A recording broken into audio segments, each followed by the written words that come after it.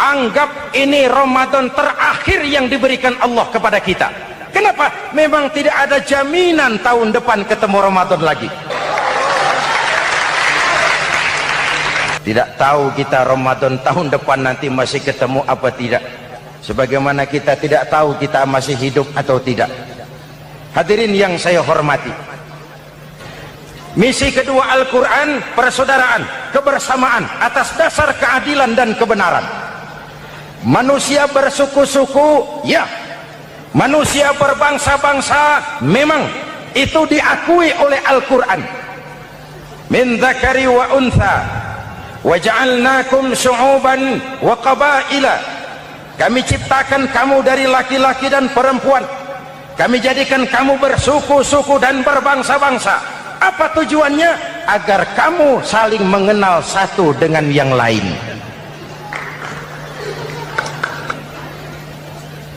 Yang terlepas dari ras, dari manapun orang datang, apapun warna kulitnya, dari suku apapun ia dilahirkan, kalau akidahnya sama, itu kan saudara kita.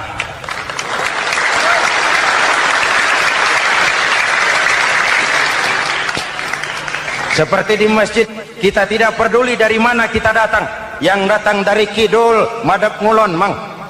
Yang datang dari sebelah lor, madhab ngulon mang. Yang datang dari sebelah wetan, madhab kulon mang. Yang datang dari kulon, madhab ngulon. Bukan soal dari mana kau datang, tapi satu arah menghadapmu. Kau mau Betawi, mau Sunda, mau Jawa, mau Padang, mau Aceh, mau Batak, mau Ambon, kita satu nusa, satu bangsa, satu bahasa. Marilah kita jadi lem perekat buat lingkungan kita di saat keutuhan kita sebagai bangsa sedang dalam ujian berat. Semangat kebersamaan atas dasar keadilan. Tidak ada mayoritas menekan minoritas. Umat Islam itu kalau besar, dia mampu melindungi yang kecil. Kalau kecil, dia bisa menjaga diri. Tiap sholat Jumat, khatib berpesan pada akhir khutbah kedua, innallaha ya'muru bil adli wal ihsan. Innallaha ya'muru bil adli wal ihsan. Allah memerintahkan kamu menegakkan keadilan dengan argumen, bukan dengan sentimen. Mengajak, bukan mengejek. Merangkul, tidak untuk tujuan memukul. Kalau sebagai bangsa kita utuh, kompak dan bersatu, saya yakin kita akan bisa mengatasi kesulitan-kesulitan sekarang ini.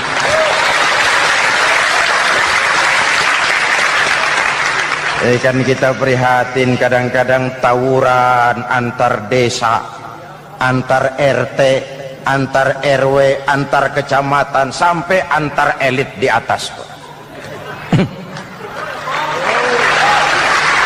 Makanya saya ulang lagi pesan ini, kalau elit di atas tawuran, jadilah penonton yang baik.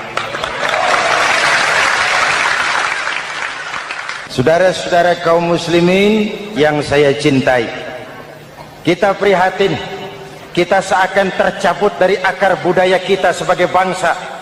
Kenapa kita yang berfalsafahkan Pancasila, kenapa kita yang berketuhanan yang Maha Esa tiba-tiba jadi beringas dan brutal? Ada maling ayam ketangkap, disiram bensin, dibakar hidup-hidup. Kok kita bisa begitu? Street justice, pengadilan jalanan mulai tegak. Iyalah kita tidak puas dengan kerja aparat kita, tapi jangan main hakim sendiri. Ini negara, bukan hutan.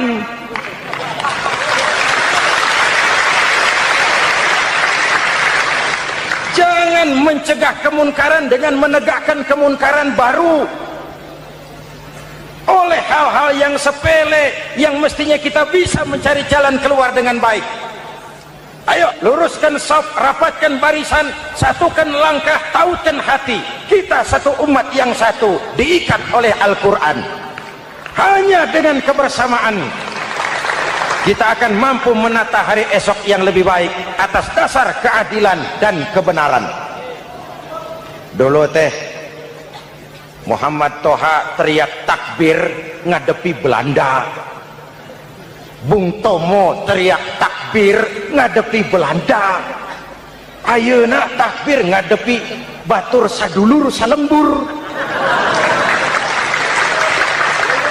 Nanaonan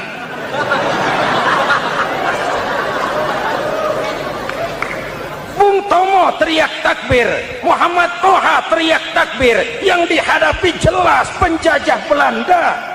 Kita ngadepi saudara sendiri, Allahu Akbar, yang sana teriak Allahu Akbar, setan tepuk tangan di tengah. Ini misi kedua. Misi yang ketiga, Al-Quran membebaskan manusia dari gaya hidup sekuler. Quran mengingatkan, awas bung, ada hidup sesudah mati, ada akhirat sesudah dunia. Lebih untung orang yang percaya akhirat daripada yang tidak. Paling tidak hidupnya normatif. Contoh, saudara yakin akhirat ada, lalu saudara hidup baik-baik, menjauhi yang munkar, meninggalkan yang haram, saudara sujud, puasa, jihad, lalu saudara mati. Setelah mati ternyata akhirat tidak ada ruginya. Paling kurang kita sudah dicatat sebagai orang baik. Sebaliknya, saudara tidak percaya sama akhirat, lalu hidup seenaknya, judi, mabuk, zina, nipu orang, korupsi, tenggelam dalam kemunkaran, lalu mati. Setelah mati ternyata akhirat ada. Baik, kemana anjen? Lebih untung orang yang percaya akhirat ketimbang yang tidak. Hidupnya ada rem. Iya pak, saya kepengen banyak uang, tapi kalau main judi nanti di akhirat bagaimana? Iya, saya kepengen jadi orang kaya, tapi kalau korupsi, nipu orang, buka peternakan tuyul, nanti di akhirat bagaimana? Gaya hidup yang berkeseimbangan, ada hidup sesudah mati dan ada akhirat sesudah dunia. Yang keempat, Quran membebaskan manusia dari belenggu kebodohan. Quran ayat yang pertama turun sudah berkata, Iqra, baca, kamu jangan jadi bodoh. Kebodohan menimbulkan kemiskinan, kemiskinan mendekatkan kepada kekufuran.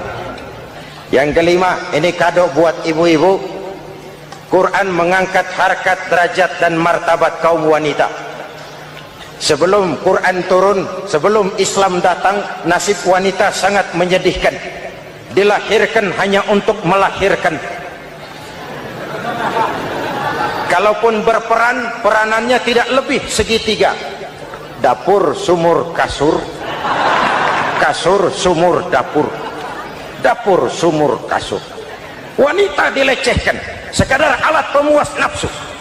Datang Islam, Rasul terenyuh, An-nisa imadul bilad, wanita adalah tiangnya negara. Jikalau baik wanita, baik negara. Jikalau rusak wanita, hancur negara. Karena wanita, negara jaya. Betul? Karena wanita, negara hancur. Betul? Maka wanita adalah bidadari yang kadang-kadang setan, kadang-kadang.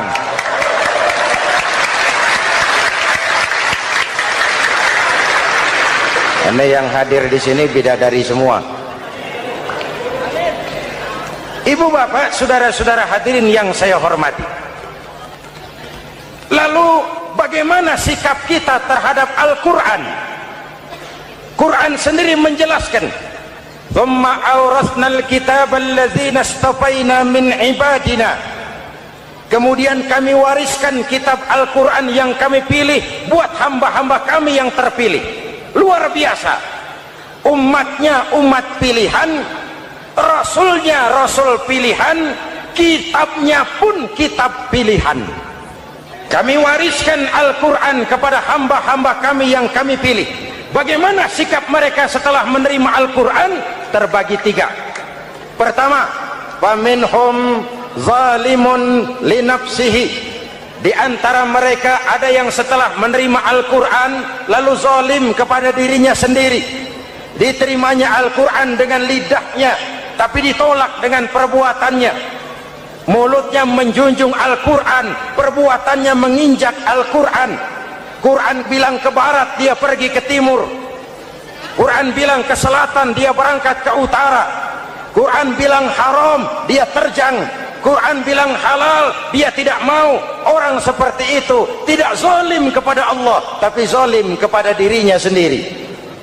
Apa kalau kita tidak sholat, Allah rugi? Apa kalau kita tidak bayar zakat, Tuhan bangkrut? Mudah-mudahan kita yang termasuk golongan ini, amin. Yang kedua, wa minhum muqtasid. Di antara mereka ada yang menerima Quran 50-50, separuh-separuh. Yang enak dilaksanakan, yang berat ditinggal. Padahal pada sisi lain Quran mengajarkan masuklah ke dalam Islam secara total, kafah, jangan separuh-separuh. Ini watak munafik. Kalau dilihat Islam menguntungkan, rame-rame teriak Islam. Ketika diminta berjihad, diminta berkorban, diminta zakat, rame-rame mengundurkan diri. Saya bangkrut pak, saya miskin pak, saya pailit pak. Mental itu dalam awal-awal Baqarah dijelaskan. Kullama adha'a lahum masyaw fih wa idza adlama 'alaihim qamu. Kalau terang mereka berangkat, kalau gelap mereka mandek. Itu ciri orang munafik beragama. Kalau Islam menguntungkan, rame-rame teriak Islam. Ketika diminta berjihad, berkorban, berjuang, rame-rame mengundurkan diri. Muqtasid. Golongan yang ketiga, ini yang ideal. Wa minhum sabiqum bil khairati biiznillah. Di antara mereka ada yang setelah menerima Al-Quran lalu berlomba-lomba mengamalkannya, berlomba-lomba melaksanakannya. Jangan sampai yang baca Quran dengan suara merdu dapat piala, yang mengamalkan Quran dengan konsekuen dapat penjara.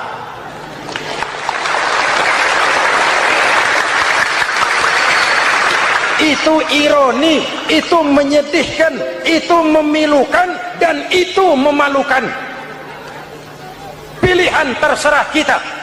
Satu hadis Rasulullah mengajarkan begini: man ja'alal Qur'ana amamahu qadahu ilal jannah, wa man ja'alal Qur'ana khalfahu saqahu ilan nar.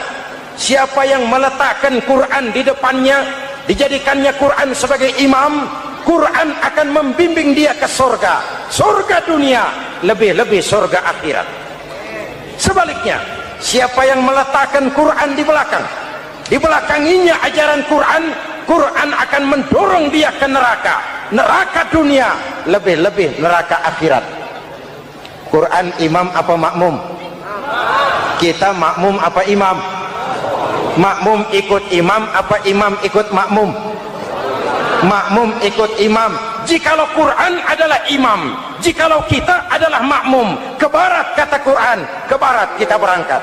Ke timur kata Quran, ke timur kita menuju. Halal kata Quran, itu yang kita ambil.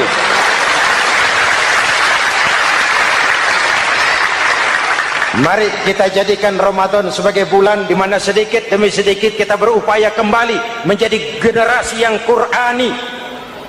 Rasulullah pernah ditanya, kalau Tuhan wafat ya Rasul, kemana kami minta nasihat? Aku tinggalkan kamu dua nasihat, satu yang diam saja, satu yang bisa bicara. Yang bisa bicara apa ya Rasul? Al-Quran. Minta nasihat Quran. Yang diam saja apa ya Rasul? Maut. Dalam hidup ada dua nasihat, nasihat yang bisa bicara Al-Quran, nasihat yang diam saja maut. Mau dagang minta nasihat Quran, mau bertetangga minta nasihat Quran.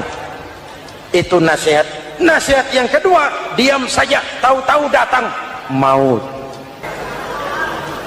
Setiap penganut agama mempunyai kitab-kitab yang suci atau dianggap sebagai suci.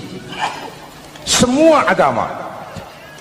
Orang Nasrani punya kitab Injil, orang Yahudi punya kitab Taurat, orang Hindu punya kitab Weda, Orang Buddha punya kitab Tripitaka,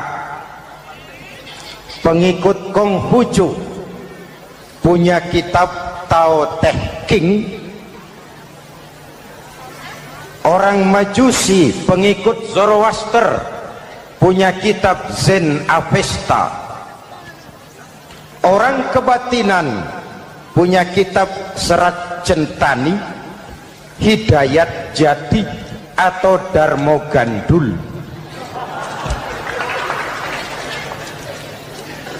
Kita umat Islam oleh Allah diberikan Al-Quran yang kita yakini sebagai kitab suci. Kenapa sih kita yakin Quran itu kitab suci? Pertama, ajarannya sesuai dengan fitrah manusia. Suatu kitab dinamakan suci kalau konsep ajarannya sesuai dengan fitrah.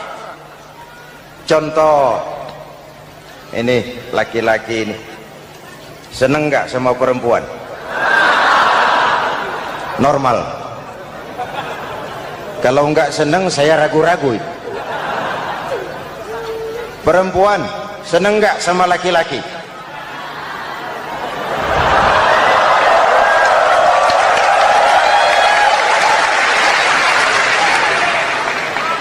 Ini fitrah. Laki-laki suka perempuan, perempuan suka laki-laki. Quran memahami itu. Hai laki-laki, kau senang dengan perempuan. Hai perempuan, kau suka dengan laki-laki. Oke, lewat sini, lewat pintu yang disebut nikah.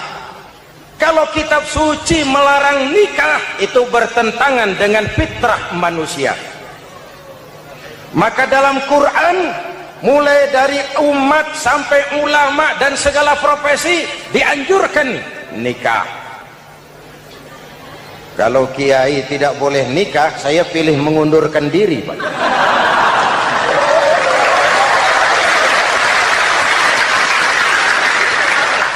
Itu bertentangan dengan fitrah. Lagian mubazir dikasih perabotan nggak dipakai.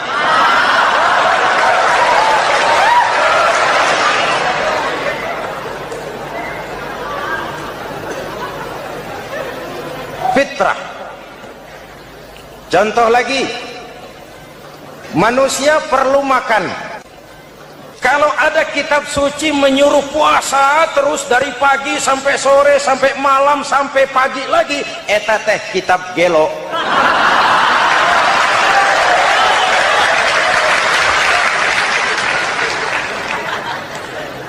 Quran sesuai dengan fitrah. Puasa mulai dari imsak sampai datang waktu maghrib. Puasa ngebleng dari pagi sampai sore sampai malam merusak kesehatan. Malam berpuasa boleh bergaul dengan istri. Kenapa? Fitrah. Kalau siang tidak boleh, malam tidak boleh, sebulan penuh panas kepala.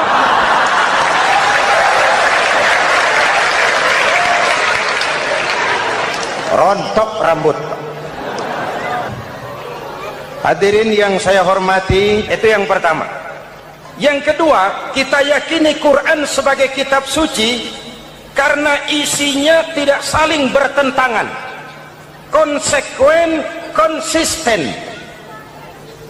Kalau ada satu kitab, di satu ayat mengajarkan Tuhan Esa, di lain ayat mengajarkan tiga, liar itu mah.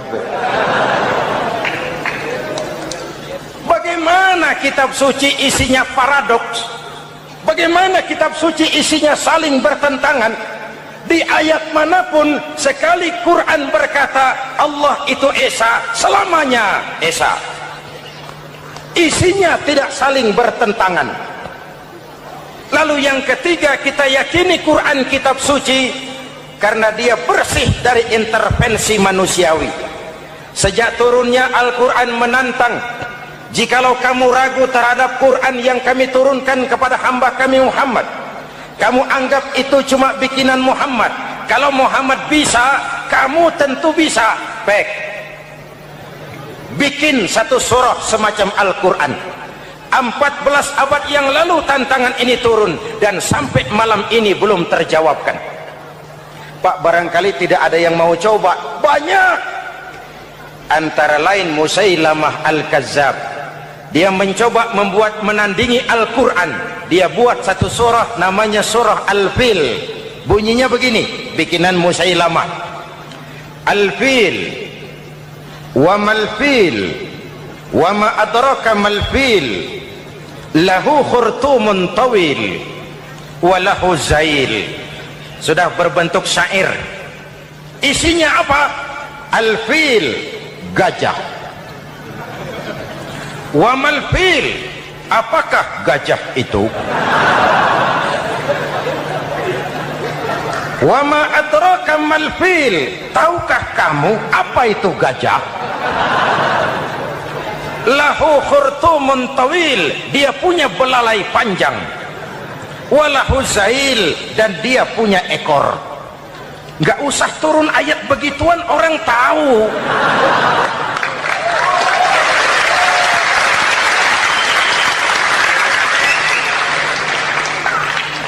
Kalau redaksi mendekati, maka isi jauh panggang dari api. Kitab suci bersih dari campur tangan manusiawi. Maka Al-Quran, ke bahasa apapun dia diterjemahkan, naskah aslinya tetap ikut. Dia boleh diterjemahkan ke bahasa Sunda, bahasa Jawa, bahasa Padang, bahasa Inggris, bahasa Jerman, bahasa Belanda, naskah aslinya tetap ada. Kenapa? Bahasa ke bahasa perbedaannya sering frontal. Kalau dari gelas menjadi gelas, eta mah caket. Dari lem menjadi lampu, itu masih serumpun. Tapi cokot Sunda dengan cokot Jawa itu jauh bedanya. Atos Sunda dengan atos Jawa itu jauh. Ulama Sunda sama ulama Jawa nggak pernah akur kalimat atos ini.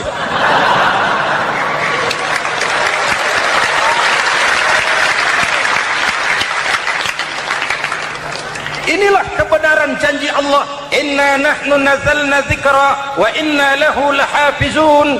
Kami yang turunkan Al-Quran, kami yang akan menjaganya. Ribuan orang hafal Al-Quran. Lalu apa pesan-pesan misi utama Al-Quran? Pertama, menegakkan tauhid. Ini yang lebih dahulu, membentuk kualitas sumber daya manusia dengan menanamkan nilai-nilai keimanan, membebaskan dari ketergantungan kepada benda. Ya ayyuhan nasu ubudu rabbakumul ladzi khalaqakum. Hai manusia, Tuhanmu yang perlu kau sembah hanyalah Tuhan yang telah menciptakan kamu. Jangan menyembah Tuhan yang tidak pernah menciptakan kamu. Mengapa kau menyembah harta padahal dirimu lebih berharga dari harta? Kenapa kau menyembah pangkat dan jabatan padahal dirimu lebih berharga dari pangkat dan jabatan?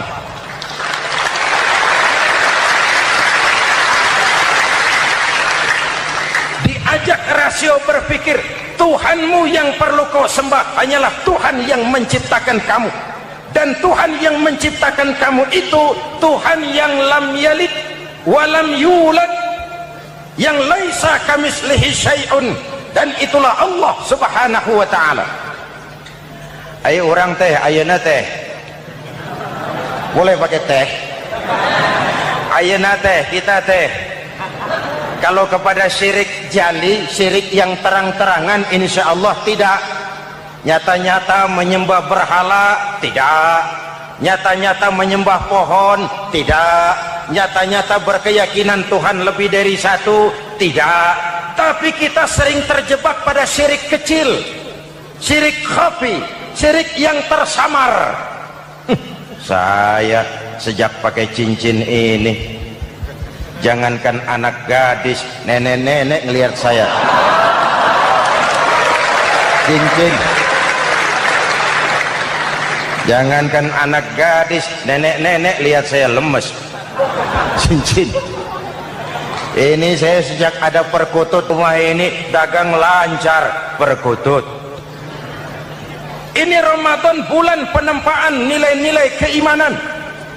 Misi utama Quran menegakkan tauhid, mengurangi kemusyrikan, membebaskan manusia dari ketergantungan kepada benda.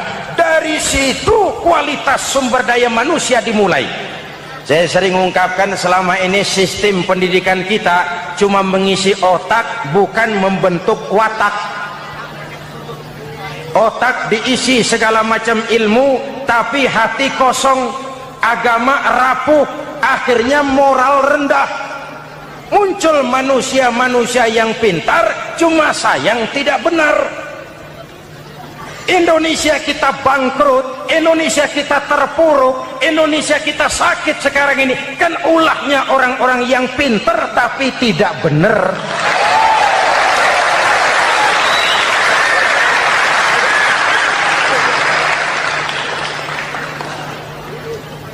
Kalau saya bicara kayak begini, ini bukan pidato politik, ini nurani. Politik naon kadut.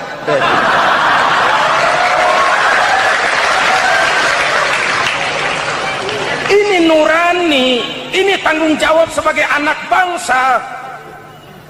Ibu bapak, saudara-saudara hadirin yang saya hormati, Rasul kalau masuk sepertiga yang akhir, sing-singan baju, hamparkan sajadah, lebih banyak di masjid daripada di rumah. Itu Rasul. Maka sepertiga yang akhir masjid makin ramai. Lihat Masjidil Haram. Lain dengan kita. Sepertiga yang akhir masjid mulai mengalami kemajuan. Safnya makin maju.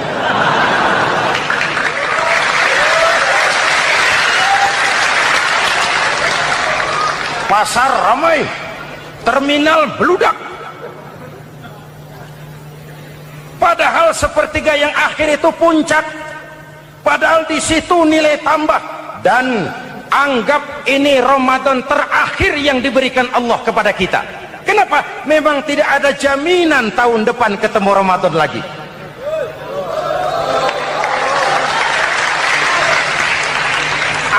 Ini Ramadan terakhir yang diberikan Allah kepada kita. Tidak ada jaminan tahun depan Ramadan akan ketemu lagi. Tidak ada jaminan. Manfaatkan pelukan pemutihan. Semua kita melakukan introspeksi. Tidak tahu kita Ramadan tahun depan nanti masih ketemu apa tidak. Sebagaimana kita tidak tahu kita masih hidup atau tidak. Hadirin yang saya hormati, misi kedua Al-Quran, persaudaraan, kebersamaan atas dasar keadilan dan kebenaran. Manusia bersuku-suku, ya. Manusia berbangsa-bangsa, memang itu diakui oleh Al-Quran. Min dzakari wa untha wa ja'alnakum syu'uban wa qabaila. Kami ciptakan kamu dari laki-laki dan perempuan. Kami jadikan kamu bersuku-suku dan berbangsa-bangsa. Apa tujuannya? Agar kamu saling mengenal satu dengan yang lain.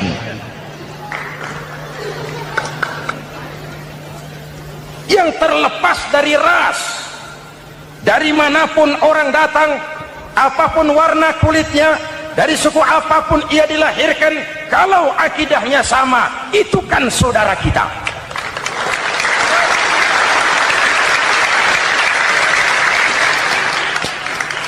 Seperti di masjid, kita tidak peduli dari mana kita datang. Yang datang dari kidul, madhab ngulon mang. Yang datang dari sebelah lor, madhab ngulon mang. Yang datang dari sebelah wetan, madhab kulon mang. Yang datang dari kulon, madhab ngulon. Bukan soal dari mana kau datang, tapi satu arah menghadapmu. Kau mau Betawi, mau Sunda, mau Jawa, mau Padang, mau Aceh, mau Batak, mau Ambon, kita satu nusa, satu bangsa, satu bahasa.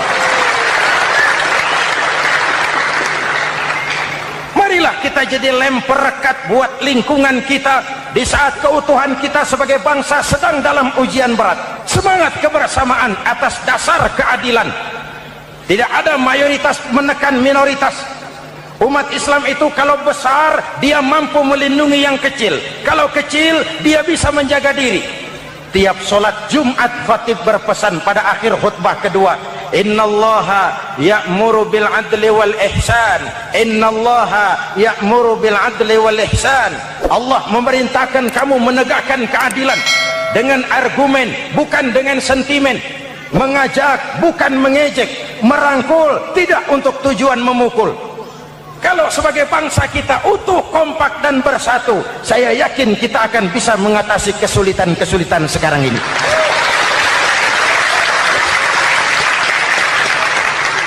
Kan kita prihatin kadang-kadang tawuran antar desa, antar RT, antar RW, antar kecamatan, sampai antar elit di atas. Makanya saya ulang lagi pesan ini, kalau elit di atas tawuran, jadilah penonton yang baik. Saudara-saudara kaum muslimin yang saya cintai, kita prihatin, kita seakan tercabut dari akar budaya kita sebagai bangsa. Kenapa kita yang berfalsafahkan Pancasila, kenapa kita yang berketuhanan yang Maha Esa tiba-tiba jadi beringas dan brutal? Ada maling ayam ketangkap, disiram bensin, dibakar hidup-hidup. Kok kita bisa begitu? Street justice, pengadilan jalanan mulai tegak. Iyalah kita tidak puas dengan kerja aparat kita, tapi jangan main hakim sendiri. Ini negara, bukan hutan.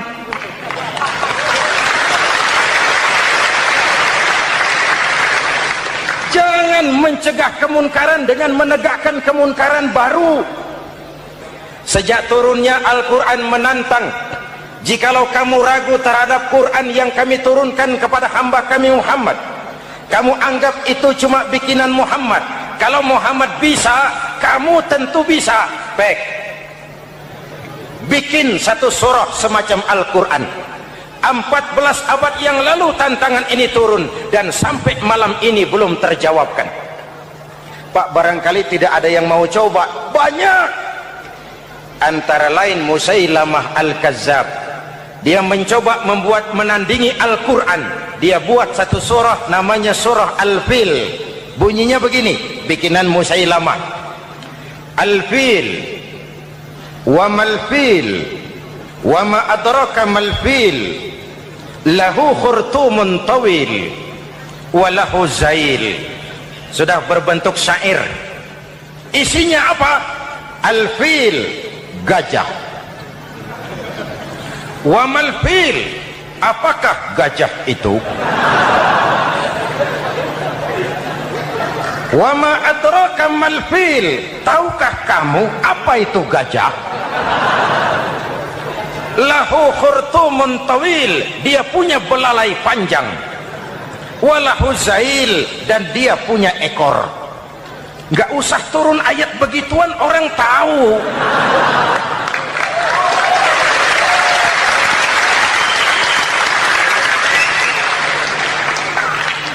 Kalau redaksi mendekati, maka isi jauh panggang dari api. Kitab suci bersih dari campur tangan manusiawi. Maka Al-Quran, ke bahasa apapun dia diterjemahkan, naskah aslinya tetap ikut. Dia boleh diterjemahkan ke bahasa Sunda, bahasa Jawa, bahasa Padang, bahasa Inggris, bahasa Jerman, bahasa Belanda, naskah aslinya tetap ada. Kenapa? Bahasa ke bahasa perbedaannya sering frontal. Kalau dari gelas menjadi gelas, eta mah caket. Dari lamp menjadi lampu, itu masih serumpun. Tapi cokot Sunda dengan cokot Jawa, itu jauh bedanya. Atos Sunda dengan atos Jawa, itu jauh. Ulama Sunda sama ulama Jawa nggak pernah akur kalimat atos ini.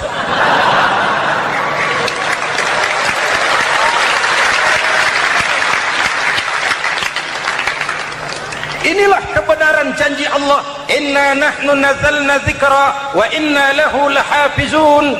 Kami yang turunkan Al-Quran, kami yang akan menjaganya. Ribuan orang hafal Al-Quran. Lalu apa pesan-pesan misi utama Al-Quran? Pertama, menegakkan tauhid. Ini yang lebih dahulu. Membentuk kualitas sumber daya manusia dengan menanamkan nilai-nilai keimanan. membebaskan dari ketergantungan kepada benda. Ya ayyuhan nasu ubudu rabbakumul ladzi khalaqakum. Hai manusia, Tuhanmu yang perlu kau sembah hanyalah Tuhan yang telah menciptakan kamu. Jangan menyembah Tuhan yang tidak pernah menciptakan kamu. Mengapa kau menyembah harta padahal dirimu lebih berharga dari harta? Kenapa kau menyembah pangkat dan jabatan padahal dirimu lebih berharga dari pangkat dan jabatan?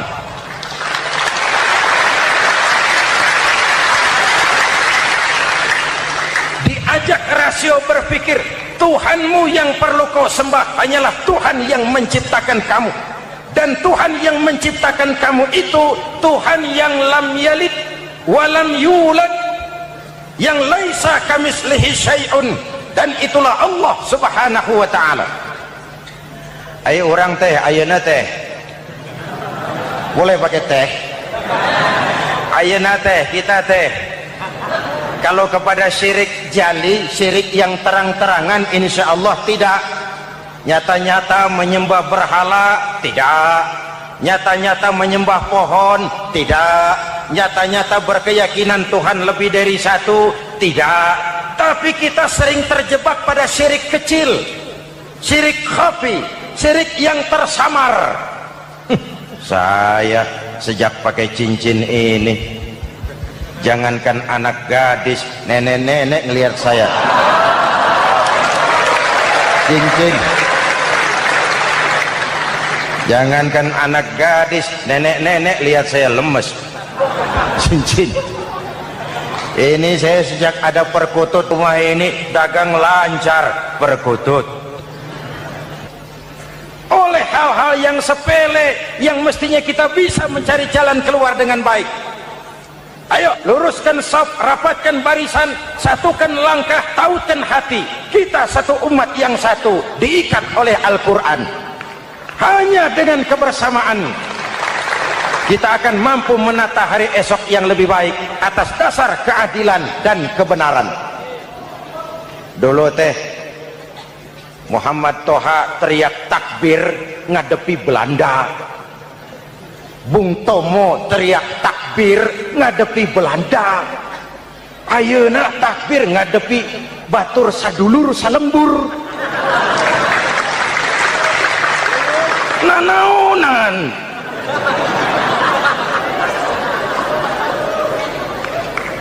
Bung Tomo teriak takbir, Muhammad Toha teriak takbir, yang dihadapi jelas penjajah Belanda.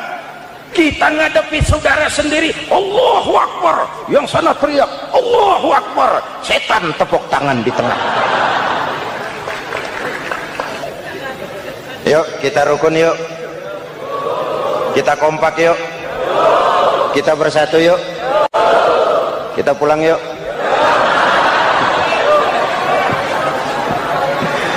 Ini misi kedua. Misi yang ketiga, Al-Quran membebaskan manusia dari gaya hidup sekuler.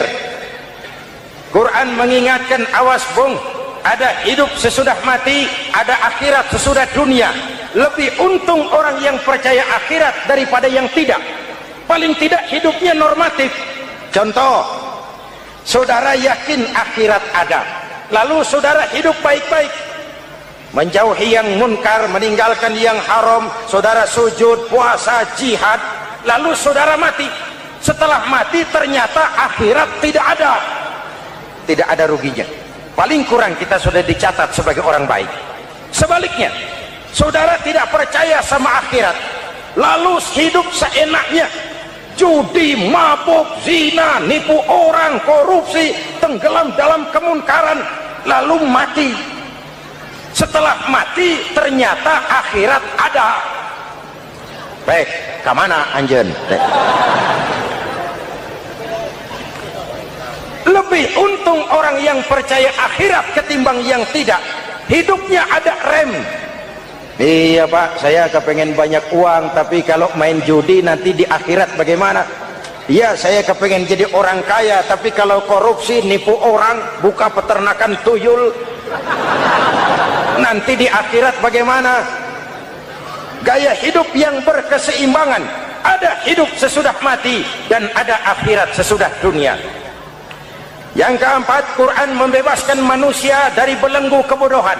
Quran ayat yang pertama turun sudah berkata, Iqra, baca, kamu jangan jadi bodoh. Kebodohan menimbulkan kemiskinan, kemiskinan mendekatkan kepada kekufuran.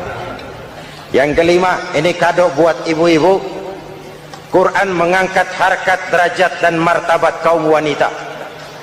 Sebelum Quran turun, sebelum Islam datang, nasib wanita sangat menyedihkan. Dilahirkan hanya untuk melahirkan. Kalaupun berperan, peranannya tidak lebih segitiga. Dapur, sumur, kasur. Kasur, sumur, dapur. Dapur, sumur, kasur. Wanita dilecehkan, sekadar alat pemuas nafsu. Datang Islam, Rasul terenyuh. An-nisa imadul bilad. Wanita adalah tiangnya negara. Jikalau baik wanita, baik negara. Jikalau rusak wanita, hancur negara. Karena wanita, negara jaya. Betul? Karena wanita, negara hancur. Betul? Maka wanita adalah bidadari yang kadang-kadang setan. Kadang-kadang.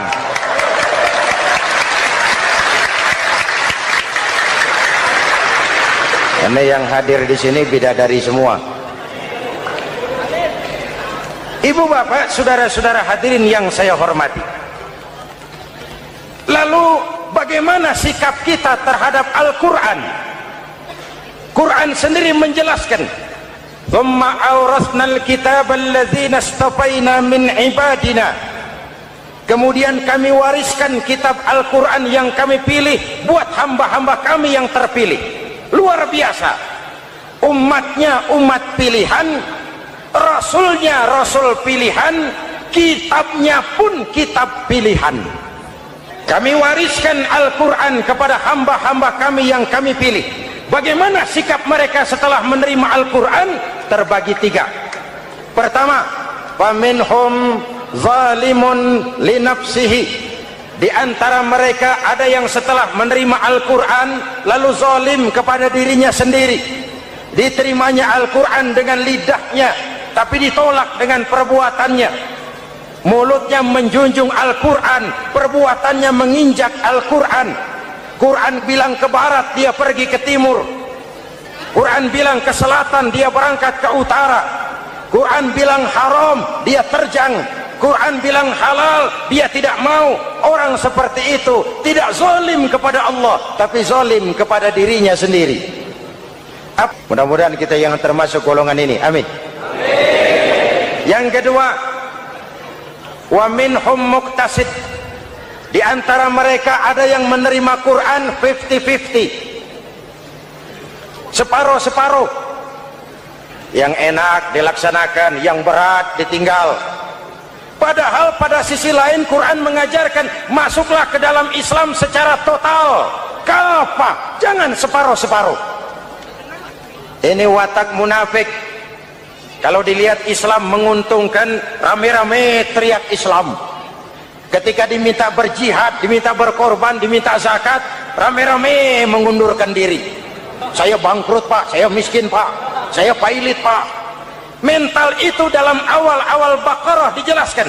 Kullama adha'a lahum masyaw fih wa idza adlama 'alaihim qamu. Kalau terang mereka berangkat, kalau gelap mereka mandek. Itu ciri orang munafik beragama. Kalau Islam menguntungkan, rame-rame teriak Islam. Ketika diminta berjihad, berkorban, berjuang, rame-rame mengundurkan diri. Muqtasid. Golongan yang ketiga, ini yang ideal. Wa minhum sabiqum bil khairati biiznillah. Di antara mereka ada yang setelah menerima Al-Quran lalu berlomba-lomba mengamalkannya, berlomba-lomba melaksanakannya. Jangan sampai yang baca Quran dengan suara merdu dapat piala, yang mengamalkan Quran dengan konsekuen dapat penjara.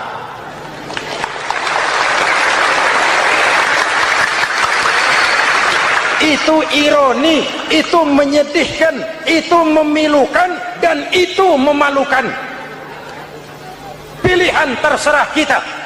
Satu hadis Rasulullah mengajarkan begini, man ja'alal qur'ana amamahu qadahu ilal jannah wa man ja'alal qur'ana khalfahu saqahu ilan nar.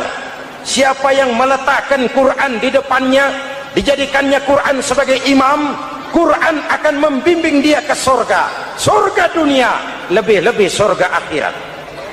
Sebaliknya, siapa yang meletakkan Quran di belakang, dibelakanginya ajaran Quran, Quran akan mendorong dia ke neraka, neraka dunia, lebih-lebih neraka akhirat. Quran imam apa makmum? Kita makmum apa imam? Makmum ikut imam apa imam ikut makmum? Makmum ikut imam. Jikalau Quran adalah imam, jikalau kita adalah makmum, ke barat kata Quran, ke barat kita berangkat. Ke timur kata Quran, ke timur kita menuju. Halal kata Quran, itu yang kita ambil.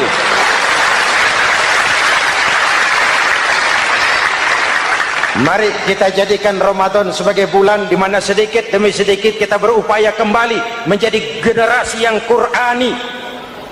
Rasulullah pernah ditanya, kalau Tuhan wafat ya Rasul, kemana kami minta nasihat? Aku tinggalkan kamu dua nasihat, satu yang diam saja, satu yang bisa bicara. Yang bisa bicara apa ya Rasul? Al-Quran. Minta nasihat Quran. Yang diam saja apa ya Rasul? Maut. Dalam hidup ada dua nasihat, nasihat yang bisa bicara Al-Quran, nasihat yang diam saja maut.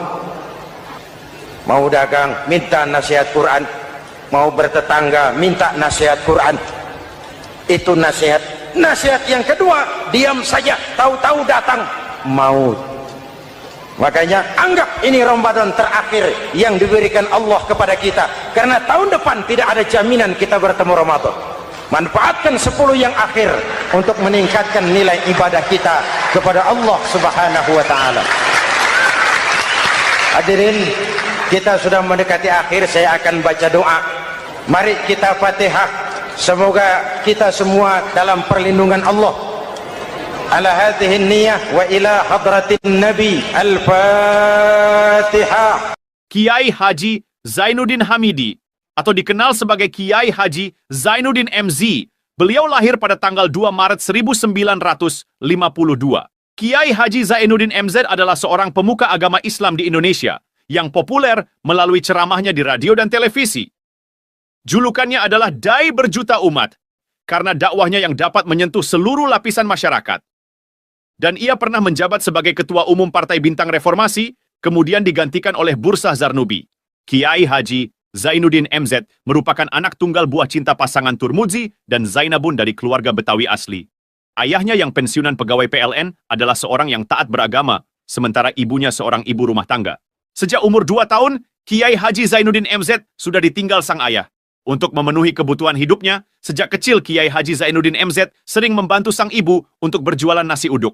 Selama 6 tahun Kiai Haji Zainuddin MZ mengenyam pendidikan di bawah asuhan Kiai Haji Idam Chalid, ulama karismatik asal Kalimantan, sekaligus politisi ulung yang pernah menjabat sebagai Ketua MPR dan Ketua DPR pada periode 1971 sampai 1977.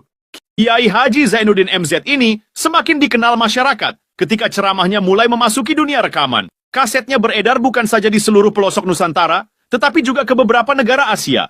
Kiai Haji Zainuddin MZ pernah diangkat menjadi anggota Majelis Permusyawaratan Rakyat Republik Indonesia periode 1997 sampai 1999. Beliau pernah mengisi di suatu acara TV, seperti acara Tabligh Akbar Ramadan, Indosiar mulai dari tahun 2000 sampai tahun 2001. Acara TV pengantar sahur dan berbuka puasa, Indosiar, dari tahun 1999 sampai 2002. Dakwah puasa acara TV SCTV dari tahun 1991 sampai 2001. Kiai Haji Zainuddin MZ meninggal dunia pada 5 Juli 2011 dalam perjalanan menuju Rumah Sakit Pusat Pertamina karena serangan jantung dan gula darah. Ia meninggal setelah sarapan bersama keluarga di rumahnya Gandaria 1, Kebayoran Baru, Jakarta Selatan. Itulah biografi singkat dari beliau. Mari kita kirimkan Al-Fatihah untuk beliau, Kiai Haji Zainuddin MZ. 16, ini 20 ya. Udah, kok pernah panen kan? Jaraknya aduh Ya ora sih jane. Ya apa sing larang Mas duwe Mas? Larang terus iki renek kurang. Oh. Anu jarine panennya ora baru. Oh. Nek dhisik kan panen raya sampai sekilo 10.000 to. Oh. Lain. Saiki yo ora.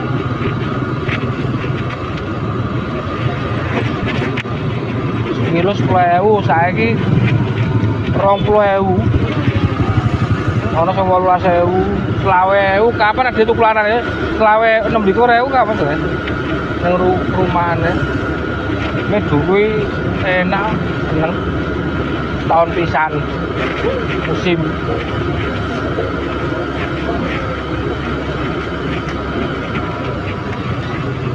musiman.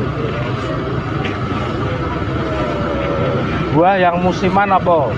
Duku, rambutan, Kabeh dua yo. telo ora. Dua yo ora. Ayo.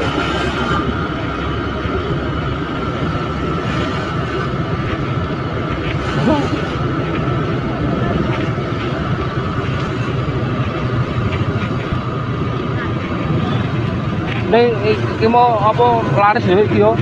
Lho murah dhewe, Pak. Oh. Mahal jajal kabeh. Lho, lho. Lombok lho. Ayo. Wah. Murah dhewe. Ada nama wong yo. Wah, tenan. Domini Lombok mriki tik ngono ya. Ya mare lombok kebutuhan pokok mangan raten kusirat. Ulang kaling, ulang kaling. Ulang kaling, ulang kaling. Iki mah tuh apa nih? Apa ya? Apa-apa. Ulang kaling, ulang kaling. Tuku apa mas? Ulang kaling, ulang kaling. Lombok. Lombok, Lombok, Lombok. Nang pasar ana lho, Pak. Nang pasar. Napa? Pasar no ora ana Lombok kene. Ono, oke, tapi itu timbangan. Pasar ini ora Pas. doan. Nah, kene kan pilih yo. Timbangan no, rapat oleh kuwi. Lombok. Lah iki yo yo. Oh, ki ora ana Lombok, entek Lomboke. Lombok entek. Boleh Lombok, boleh Lombok. Boleh Lombok.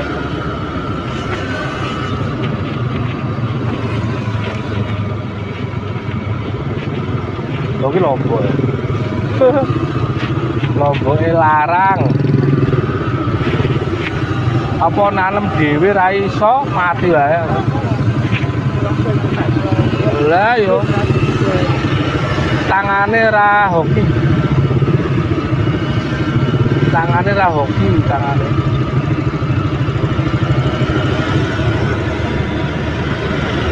Kurang hoki. Tangannya kurang hoki. Ini olahraga. Olahraga paingan. Wagen.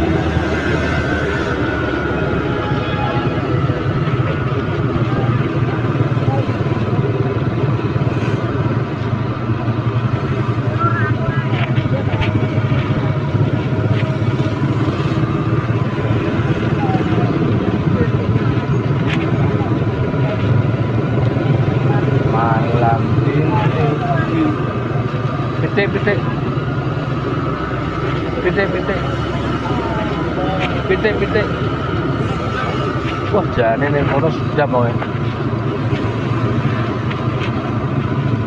Ini kurang pas. Kurang pas. Ini wis.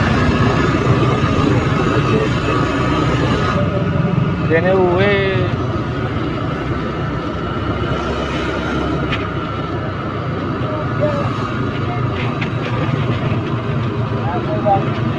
Modelnya model Singolangu.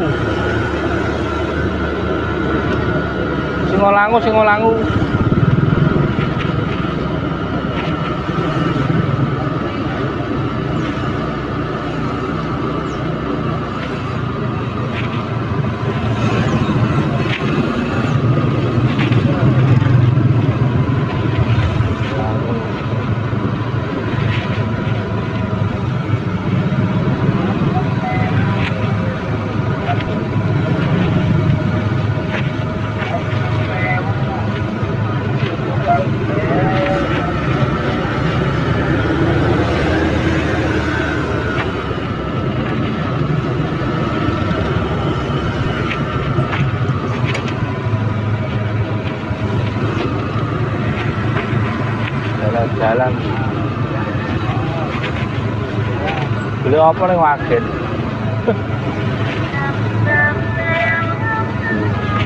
Boleh duku. Alah. Boleh duku ning kebon. Boleh duku ning wagen.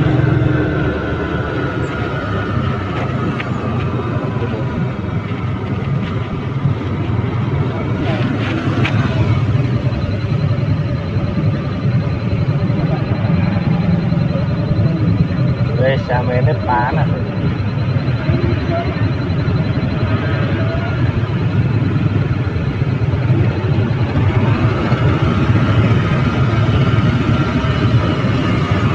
Oh, durene ke pasarane durene. Ke parkir.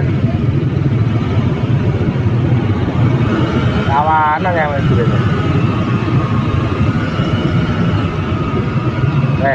Durene. 1.000 papat. Oh, durene gede-gede durene.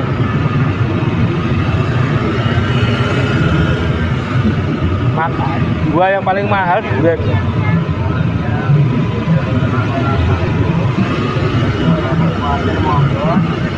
Sarapannya bisa kaset di dokter Anda. Ayam.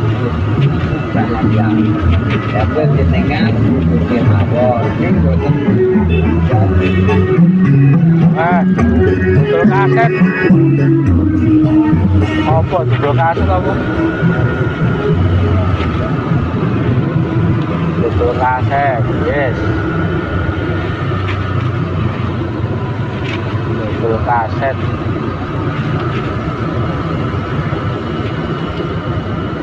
Dodol kaset. Dodol kaset. Berapa itu kaset? Berapa itu kaset? Dodol kaset berapa ayu?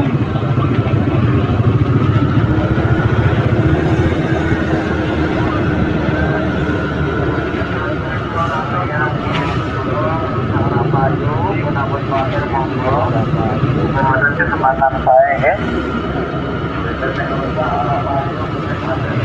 Duwe rusak ora payu jolke kene atungune.